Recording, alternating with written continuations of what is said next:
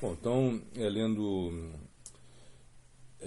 Bhaktisiddhanta Vaibhava, livro de Bhakti Vikash Swami, né? Aqui a gente está agora no contexto bíblico, né? Ou seja, Prabhupada Bhaktisiddhanta explicando o papel de Jesus, né? Jesus Cristo, enfim, dizendo que Jesus é um devoto de Krishna, né?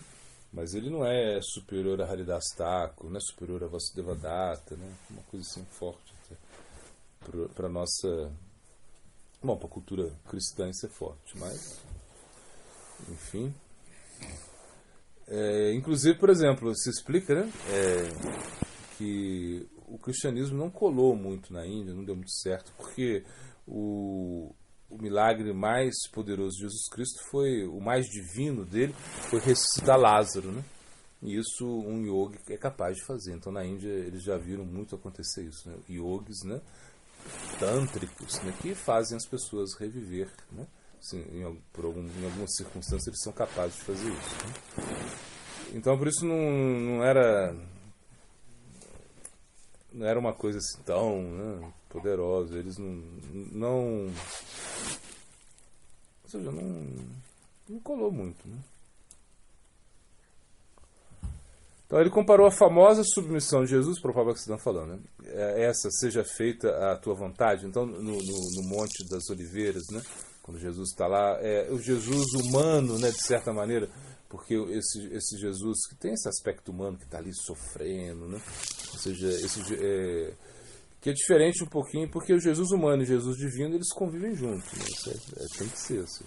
Então, em algum momento ali, Jesus está sofrendo, né? Porque ele sabe que vai ser crucificado, enfim, ele sabe que vão trair ele, né? E aí ele está assim, meio um sofrimento muito grande, né? A gente vê isso na Bíblia. Mas em algum momento ele fala, seja feita a tua vontade. Entrega na mão de Deus e deu, né? E ele está falando isso. Então, falada da posição de um devoto, a conclusão então o Prabhupada Bhaktisiddhanta ele faz uma conclusão similar ao Bhagavad Gita, né? Sarvadharma Parityaja, Moekam Sharanam Vraja. Ou seja, abandone todas as variedades de religião, simplesmente se renda a mim, né? Eu te protegerei de qualquer coisa que você tenha falhado, né? E não temas, ma sutyaha, não temas. Então isso é o que o Prabhupada Bhaktisiddhanta está falando, essa comparação aqui, né? Então ele também citou instruções bíblicas para cantar os nomes de Deus, né? Como se fosse realmente de acordo com o movimento Sankirtan, né? Como, claro, quando você vê a Bíblia, né, falar a própria criação, né? Eles falam, a princípio era o verbo, né? Então, ou seja, estipulando que realmente o nome de Deus tem poder, né? Coisas assim. É o mesmo princípio do movimento Sankirtan, né? Você acha que o cristianismo tem... Se eu acho que o cristianismo copiou alguma coisa do... Eu não acho, eu tenho certeza. Por exemplo, quando Maomé abre, né, o Mar Morto, né? Aquele momento, né? Isso foi o que Vasudeva fez, né? Vasudeva não. Vasudeva, né? Ele fez, ou seja, quando ele leva Krishna, né, de Mathura para Vrindavana, né, o Jamuna abre, né, ou seja, o próprio dilúvio, né, Matsavatar, então isso é uma coisa que daí eles tiraram, né? Porque a Bíblia ela teve ela é um livro genuíno, né, mas ele não é um livro absoluto, entende? Ou seja, ele teve algumas intervenções, algumas assim, porque realmente não foi uma coisa assim que desceu assim, sabe? Não é como o Bhagavad Gita, Krishna falou, o Bhagavata Vyasadeva num transe meditativo, né, escreveu. É diferente a Bíblia, né? Tanto é que, por exemplo, o cristianismo, o que Jesus, a contribuição de Jesus para o cristianismo, né, assim, claro, sem ele não teria cristianismo, mas o cristianismo foi montado muito depois, ou seja, né, pelos Paulo, né, enfim, todos os cristãos que realmente escreveram, né, tudo. Diferente mesmo. Então, sim, usaram coisas assim, com certeza.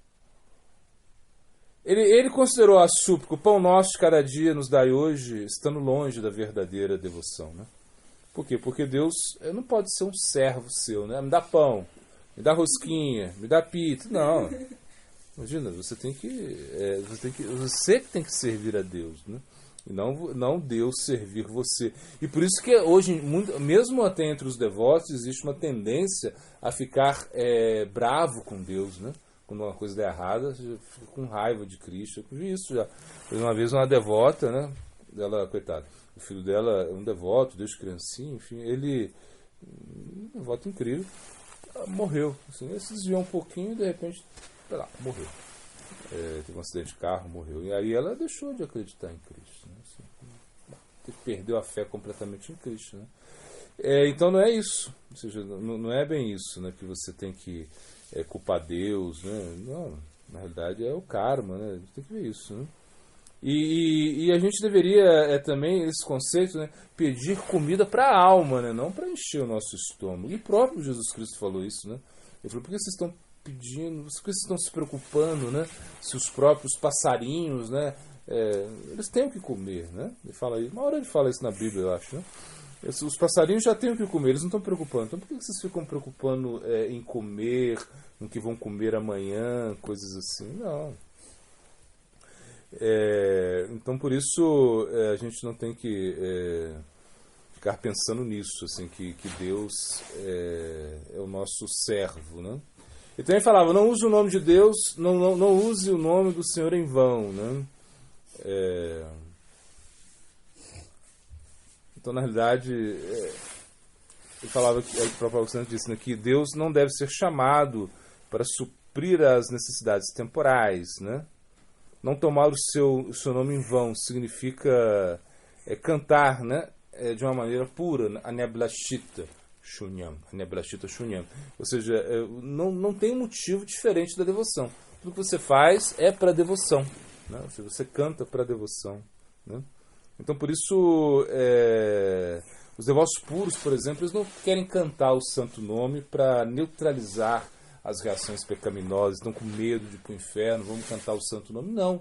Os devotos puros querem cantar para satisfazer a Deus. Eles não querem acumular piedade. Esse cálice é muito importante, sei lá, elimina não sei quantos pecados. Não, nada disso. O devoto puro, bom, o devoto puro que a gente fala é o devoto que está na linha da devoção pura, né? Que é o devoto, por exemplo, inclusive Rupa Goswami, no seu Bhakti Rasamrita Sindhu, ele explica que na fase Sadhana Bhakti, né, existe o aspecto Tama ali, né? Então você pode ser um Tama na fase Sadhana Bhakti, você pode ser um Tama na fase de Bhava Bhakti, você pode ser um Tama na fase de Prema Bhakti. Isso é uma coisa... O Tama significa o quê? Que você não tem outro desejo, a não ser o desejo de satisfazer a Krishna, Sarvapada Virimukta, você entende que a satisfazer os sentidos de Krishna é o seu objetivo. E você não quer, você não tem nenhuma conexão com nada diferente disso, né? Porque, por exemplo, alcançar planos celestiais, né? Ficar livre da fome, da pandemia, né? De doenças, vamos libertar a Índia naquela época, né? Muitas pessoas pensavam, por que vocês estão orando para Krishna se a Índia está sob colonização inglesa? Então o devoto ele não pensa assim, né? Ele não tem desejos assim, né? Então, na realidade, quando você fala, né, Bhagavan, quando você fala Krishna, você tem que estar munido com devoção. Devoção significa satisfazer a Deus, né?